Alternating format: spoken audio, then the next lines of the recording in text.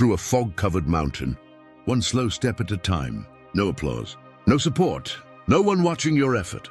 You wake up, try again, give your best, and the world responds with silence. And in that silence you may ask yourself, if no one sees my struggle, does it even matter? But the universe has a strange way of shaping you. The most powerful evolutions always happen when no one is watching. Carl Jung said, every rebirth requires a dissolution, a breaking, a falling apart, a moment where everything familiar disappears, so something deeper within you can rise. Life removes the noise, so that you can finally hear your own soul. There comes a time when the world around you feels different. People stay the same, conversations stay the same, but something inside you is shifting. You laugh, but it doesn't reach your heart. You talk, but it doesn't touch your soul. You show up, but something in you is breaking away from the person you used to be. This isn't depression. This isn't failure. This is transformation. Jung called this the night sea journey.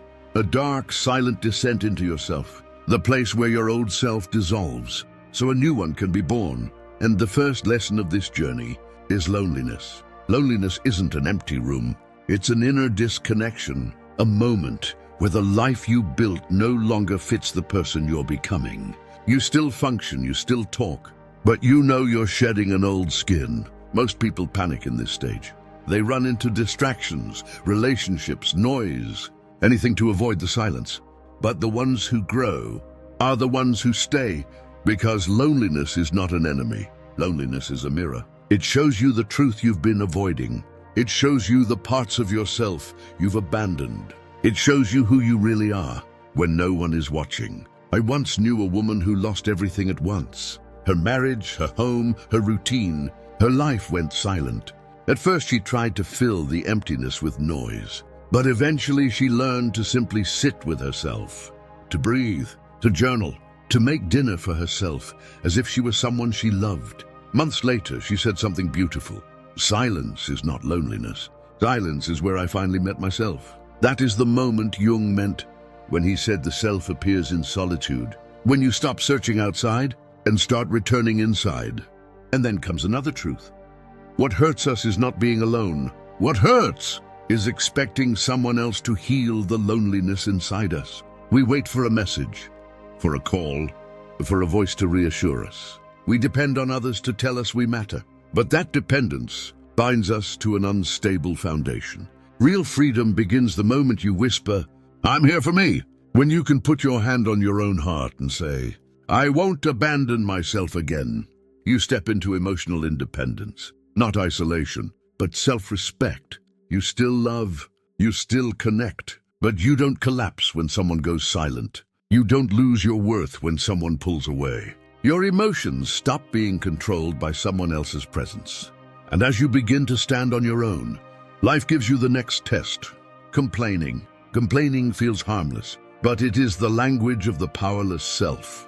Every complaint reinforces the belief, "I can't change this. I'm a victim. I have no control." Jung said, "Until you make the unconscious conscious, it will direct your life and you will call it fate." Complaining is the unconscious speaking for you, repeating old stories, recycling old wounds, keeping you where you've always been. But transformation begins when you change one sentence. Not "Why is this happening to me?" but "What can I do with this?" That question is the turning point. The moment you shift from victim to creator. I once spoke to someone who realized she had told the same painful story for half a year. One day she asked herself, if no one were here to listen, would I still repeat this? The answer was no, because the story wasn't healing her. It was holding her down. When you stop complaining, you stop living in the wound. You can feel pain, you can grieve, you can cry, but you don't let the past define the present. Life's river doesn't stop flowing because you complain. It keeps shaping you. If you resist, you suffer. If you accept, you grow smoother, stronger, clearer, like a stone polished by the current. That is why Jung said, "I'm not what happened to me. I am what I choose to become." And when you choose to rise without applause, without validation, without someone holding your hand, you discover a strength that cannot be taken from you. The moment you stop waiting for someone to save you, The moment you stop retelling wounds and start building yourself, you become unstoppable. Say these words softly to yourself. I don't need anyone to rescue me. I just need to not abandon myself. If you're still listening, still standing, still choosing yourself even through loneliness, comment just one word. Still, a reminder that even when no one stands beside you, you still choose to rise. But the strange thing is this: awakening arrives silently. One day you realize that the story you've been carrying about who you are was never truly yours. You see that on this long road shaped by other people's expectations, the only door you never opened was the one within yourself. And then life, almost as if guided by an invisible hand, pushes you toward the place you fear the most. Your own truth. People don't really leave you at this stage. You simply step back from them. You no longer have the energy for empty conversations, forced smiles, or the noise that keeps you away from your inner voice. A quiet intuition rises inside you and whispers, "You don't belong here anymore." But this is not a loss. It's more like shedding an old skin. Uncomfortable, heavy, sometimes painfully lonely. Yet with every layer that falls away, you come a little closer to who you were meant to be. The world around you seems unchanged, but because you have changed, nothing looks the same. Things that once hurt you now feel like distant lessons. When someone fails to understand you, you no longer break. You finally see that. It was never their job to understand you. It was your job to understand yourself. And in that moment, a quiet transformation begins. No one notices it. No one applauds it. But every day, you sink a little deeper into your own center. Your voice becomes softer, but your presence grows stronger. Your steps slow down, but your direction becomes undeniable. The beauty of this transformation is simple. Life no longer runs ahead of you. It rises to meet you. People, opportunities, clarity, truth, all begin to move toward you in their own time. Because you're no longer walking in the noise of the world. You're walking in the rhythm of your own soul. And remember, this path may look dark at times, but darkness is not the absence of light. It is the place where light is born. You don't need witnesses anymore, because somewhere along the way, you became your own. It reminds me of an ancient story. Cassandra, the prophetess who saw truth long before it arrived. People mocked her, rejected her, called her mad, yet she never silenced herself. She kept speaking because truth isn't something you say for others. It's something you honor within. At a deeper level, her myth is the story of every strong soul. Those who stay loyal to what they know, even when the world refuses to see it. And isn't that what modern life often feels like? You give your best, offer your heart, stay late, push forward, and still silence. No praise, no recognition, no witness. I once spoke with a woman who worked tirelessly for years, the last to leave the office and the first to arrive. But when the awards came, her name wasn't mentioned. I felt invisible, she told me. Until one day something shifted. She decided to stop working to be seen and start working to see herself. After every project, she wrote what she had done well. Then she took herself for a quiet coffee, a book, a moment of warmth, a small ritual of self-recognition. And I realized, external validation lasts minutes, but self-recognition lasts days, sometimes years. That is the moment the ego dissolves, and the self begins to lead. In Jungian psychology, people who live from the self don't act for approval, applause, or attention. They act because it is an expression of their essence. Their worth does not echo from other people's voices. It radiates from the frequency of inner truth. After all, external validation is only a reflection. Those who haven't seen their own light will always chase it in someone else's eyes. But those who have found it within carry it wherever they walk. They don't need to be believed because their belief in themselves has become unshakable. Jung once wrote, "Knowing your own darkness is the best method for dealing with the darkness of others." And when you dare to look inward, at your wounds, your shadows, your raw and unpolished humanity, you no longer need the world to prove anything. You become enough simply because you finally know you are. Self-validation isn't arrogance. It's the highest form of self-respect. It's holding both your flaws and your brilliance with equal honesty. It's understanding that mistakes don't reduce your worth. They reveal your becoming. Think of steel. It is hardened only when placed in fire, and the soul is no different. Silence, neglect, and absence of recognition are the flames that strengthen your core. Because when no one else validates you, you're forced to meet yourself. And in that meeting, you discover a strength you never knew you had.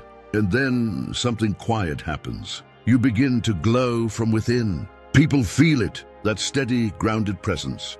Not because you try to shine, but because you no longer need to. Remember this, every applause fades. Every gaze eventually looks away. But your own gaze, warm, honest, unshaking, becomes a flame that never goes out. That is the secret of those who rise, even when no one stands beside them. And if this speaks to you, if something inside whispers, yes, this is me, then consider this moment a signal, not to the world, but to the universe within you.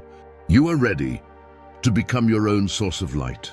And here is the beautiful paradox of inner awakening. When you no longer need witnesses, life begins to send them anyway. Not because you beg for attention, but because your presence becomes impossible to ignore. But before that shift happens, there is a quieter, more sacred stage, the moment when everything outside you goes silent. It's the kind of silence that can make you question yourself. Do my efforts matter? Does anyone see me? Does anyone care? Yet what you don't realize in that moment is that the silence is not a punishment. It is preparation, a clearing, a stripping away, a sacred pause before your next becoming. Because if the world applauded too early, you might settle for a smaller version of yourself. You might mistake attention for truth and applause for direction. So the universe hides you, not to diminish you, but to deepen you. It's in that hidden season that your soul begins stitching itself together, threading your wounds with wisdom, your failures with resilience, your shadows with light. This is why so many people misunderstand awakening. They think it's loud. They think it's glamorous. They imagine it as a moment of victory. But real awakening is quiet, a soft rearranging of inner gravity. You start noticing things, like the way your body tightens around people who drain you, the way your intuition whispers long before your mind understands, the way your heart pulls away from what no longer feels honest. You stop chasing, you stop begging, you stop explaining, not out of bitterness, but out of clarity. Because when you know your own worth, you no longer negotiate with anything that asks you to abandon yourself. And slowly, almost imperceptibly, you begin to rise, not dramatically, not loudly, but deeply, like a tide returning to the shore, with quiet, unstoppable power. People will sense it before you say a word. They will feel something different about you. The steadiness, the peace, the self-possession. Not because you try to be strong, but because you no longer fear your own fragility. You've met your darkness, and instead of running, you let it sit beside you like an old friend. You've met your pain, and instead of resisting, you let it teach you. You've met your doubts, and instead of obeying them, you outgrew them. This is the inner victory no one sees, the triumph that happens in the quiet corners of your soul. And eventually, the world begins to respond, not instantly, not magically, but naturally, as if drawn to the gravitational field you've built within. You won't need to convince anyone. You won't need to prove anything. Your presence will speak for you, because people feel truth. They feel authenticity. They feel the groundedness of someone who no longer leans on external validation to exist. You become like a lighthouse, still, steady, unmoving, not chasing ships, not shouting for attention, simply shining. And the ones meant for you will find you by instinct. That is the power of becoming your own witness.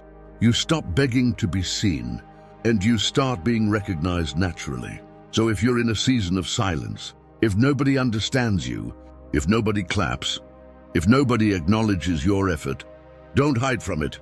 Lean into it, because silence is where the soul sharpens, where identity strengthens, where purpose becomes unmistakable. You are not being forgotten. You are being formed.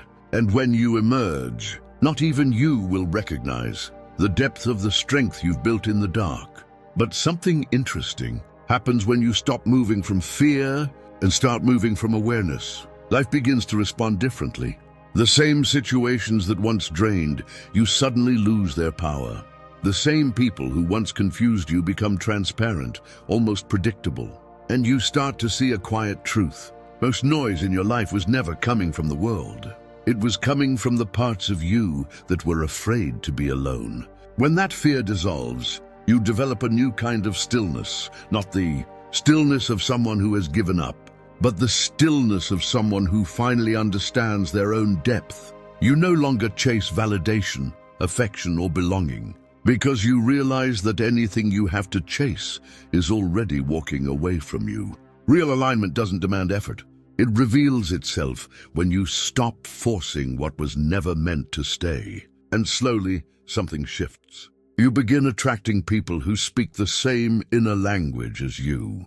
Not because you tried to impress them, but because your energy stopped apologizing for its own truth. You start drawing experiences that match your new clarity. Life stops testing you and starts reflecting you. This is the hidden doorway that most people never notice. The moment you let go of what wants to leave, life finally has space to bring what genuinely belongs. And maybe this is the beginning of your real story, the one that starts only after you stop pretending you're less than who you are. And as you continue walking into this quieter chapter of your life, a strange clarity begins to bloom inside you. You start noticing how every connection, every disappointment, every unexpected goodbye was shaping you for this exact version of yourself. Nothing was random, nothing was wasted. Even the moments that broke, you were secretly carving out the space where your strength would later grow. You begin to understand that healing isn't loud. It doesn't happen in dramatic breakthroughs or sudden revelations. It happens in the small choices you make each day. Choosing peace instead of chaos. Choosing presence instead of fear. Choosing yourself instead of the versions of you that were built for survival. And with every quiet step, something profound unfolds. Your energy stops bending to fit into places that never deserved you. You no longer crave the rooms where you had to dim your light just to be accepted. You stop explaining yourself to people who were never trying to understand you. Your soul becomes your compass, and finally you begin to trust it. The more you grow, the more you see that life was never punishing you. It was preparing you to recognize what is real, preparing you to release what is false, preparing you to walk into a future where you don't settle for half-hearted love, half-lived dreams, or half-awake living. And maybe the most powerful shift of all is this. You stop fearing the unknown, because you now understand that the unknown is the only place where new things can be born. It is not a void. It is a doorway. So you step through it, not with certainty, but with courage. Not because you have everything figured out, but because you finally trust yourself enough to move without guarantees. And as you move, life reveals its quiet wisdom. What is meant for you will never require you to chase it. It will meet you where you stand. It will grow with you, not against you. It will feel like peace, not confusion. It will feel like home, not a battlefield. So let this be the long, gentle truth you carry forward. You are not falling apart. You are shedding what can't come with you. You are not losing your life. You are stepping into a truer one. You are not being abandoned. You are being redirected. And when you finally reach the place where your spirit has been trying to lead you all along, you'll look back and realize every silence, every ending, every empty space was simply the universe clearing the path for the life that was always meant to find you. And as this chapter closes, something inside you finally clicks into place. Not suddenly, but unmistakably. You realize that every moment you stopped chasing what wasn't meant for you, your life quietly began moving in your favor. Growth didn't arrive with applause. It arrived in the small, invisible shifts that only your soul could feel. And now, as you stand here at the edge of your old life, there is a calm recognition rising within you. You are no longer the person who once begged for clarity, attention, or belonging. You've outgrown the version of yourself that needed external permission to feel worthy.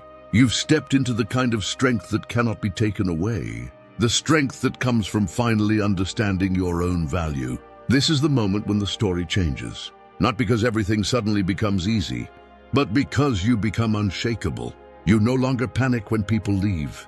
You no longer cling when things collapse. You no longer break when life shifts direction. Instead, you listen, you trust, you rise, because now you know what flows toward you is meant for you.